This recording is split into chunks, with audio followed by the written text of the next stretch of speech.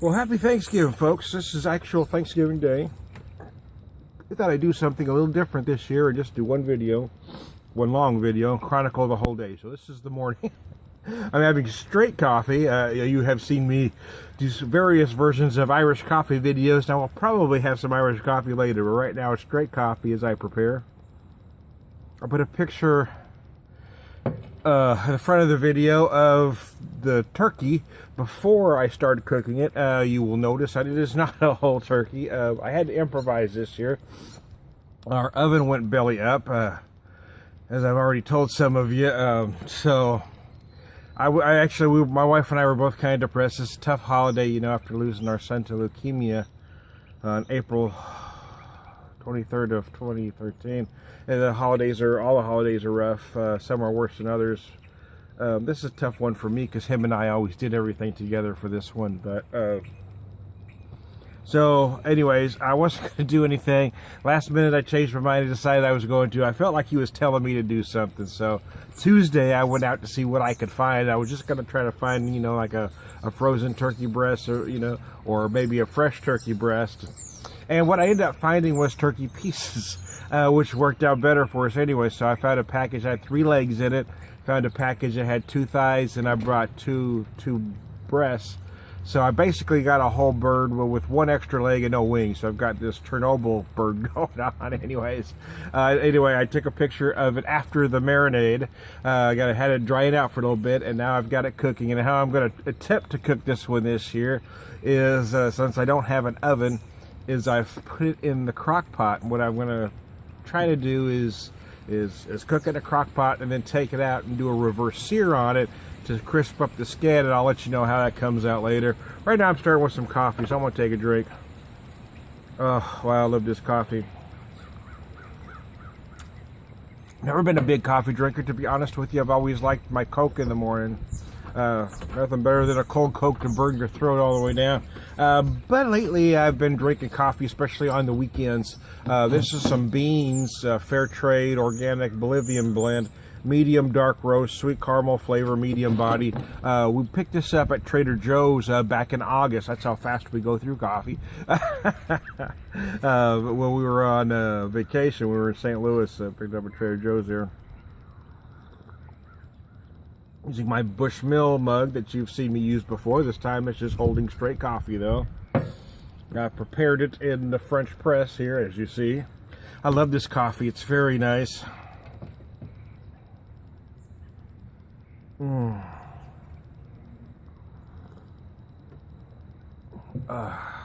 like big bowl flavors. I don't usually like to get coffee out because it doesn't taste strong enough for me. When I make coffee at home, I have to water it down a little bit for the wife because she doesn't like it anywhere near as strong as I do. It's just black, nothing in it. Every once in a while I'll put something in it, but today I just went straight. Oh. So anyways, I don't want to run this one long. I just want to give you a start on what's going on. So I've got the bird started. I cooked the sweet potatoes ahead of time. So today all I have to do is mash them and reheat. And then my wife's going to do a cranberry salad that she does every year. We've typically done a whole bunch of salads, but we're not going to do it. If I want others, we're going to make them fresh the day after and the day after, kind of, you know, make use of the leftovers. So hey, I hope everybody's having a good holiday. Happy Thanksgiving to you all. I hope you're all having a good one. It's time to Beer Whisper, drinking some coffee. I'll talk to you later.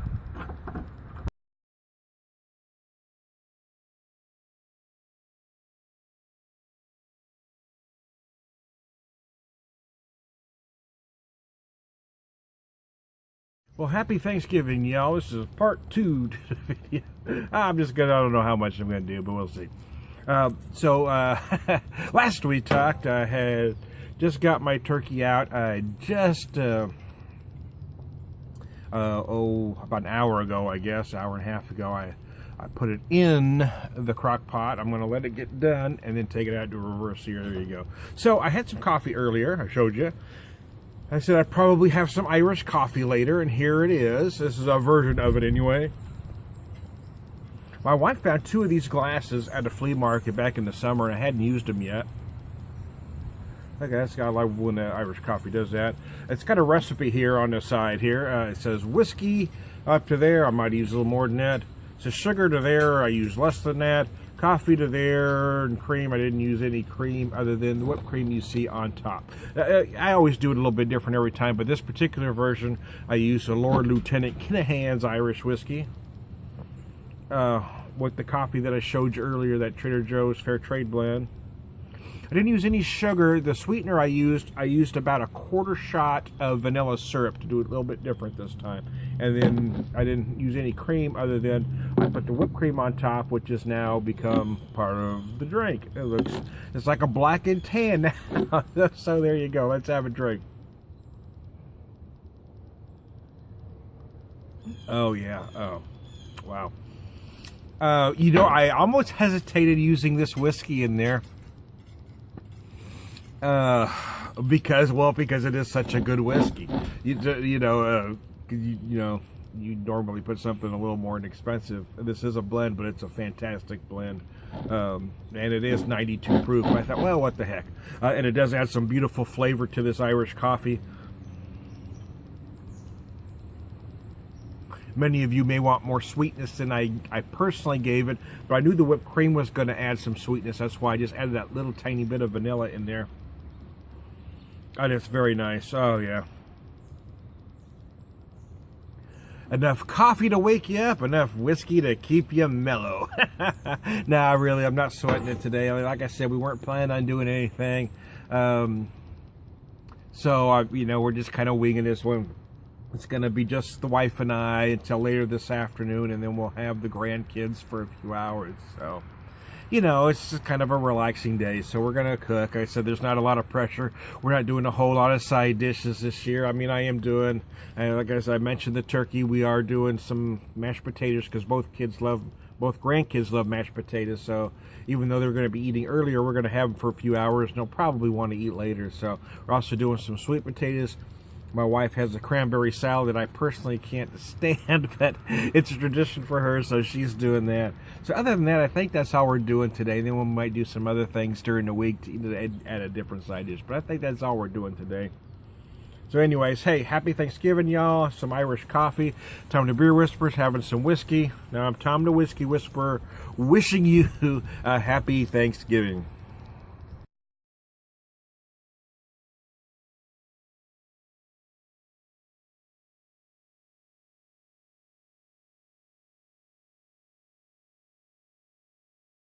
And howdy do. Well, I'm continuing on this Thanksgiving Day. Hey, I've got this Velvet Rooster that I sampled last week at the Ozarks Beer Fest. It's 9.5%, 34 IBUs, I believe. It's basically their Velvet Rooster, which is their version of a Belgian Tripel, and it's aged in rye whiskey barrels.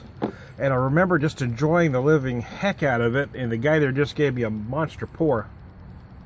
Oh, wow. The aromas are incredible, but here's the thing. If you like everything aged in a whiskey barrel, you're going to love this, I guarantee you. If you're one of those folks that aren't always crazy about barrel-aged beers because you think it takes too much of the original beer's character, you are not going to like this one because you really can feel those whiskey notes. Now, some of that triple is still there, but the whiskey barrel does dominate. On the nose specifically, yes, I do feel a lot of fruity Belgian notes. Certainly getting some pear without a doubt there, but I really feel that oak. I feel that rice spiciness in a great big way. So let's take a drink.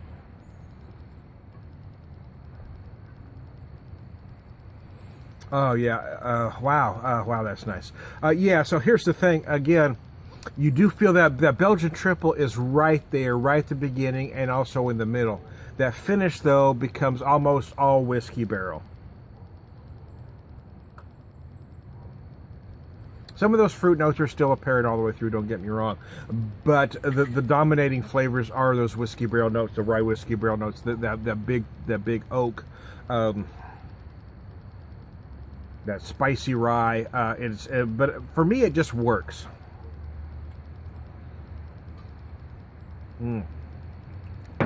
Dang. So here are my Beer Whisperer personal rules. You follow whatever you like for drinking.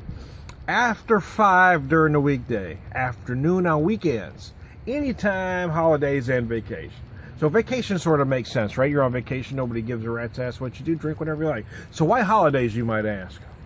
Well, why not holidays? I don't necessarily drink a lot on holidays. Well, not till the end anyway, but I do like to, while I'm prepping my stuff, I like to have a drink. I had some Irish coffee earlier.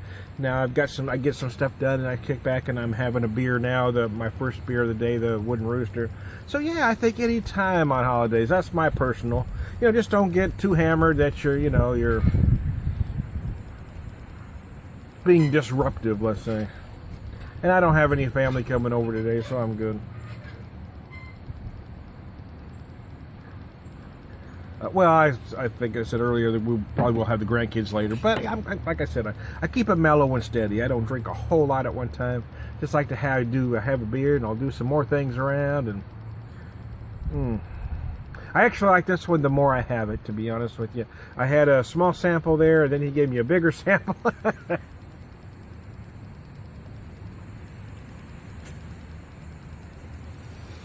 Wow, I feel a lot of pear. I feel a lot of stone fruit in there.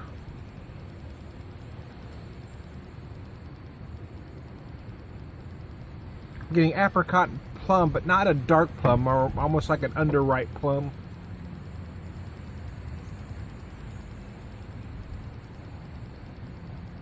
But I love whiskey, man. I love whiskey barrel notes in a beer. Yeah, I don't think you can yeah, I'm just one of those guys. I love everything you toss in a whiskey barrel. So if you're not a fan of barrel-aged stuff, this one isn't going to work for you. But I think if you are, I think typically you're used to seeing porters and stouts whiskey barrel-aged. A lot of folks are doing brown ales now. You don't always see or often see a triple barrel-aged, and I think it works. This is Tom the Beer Whisperer. We'll talk to you later.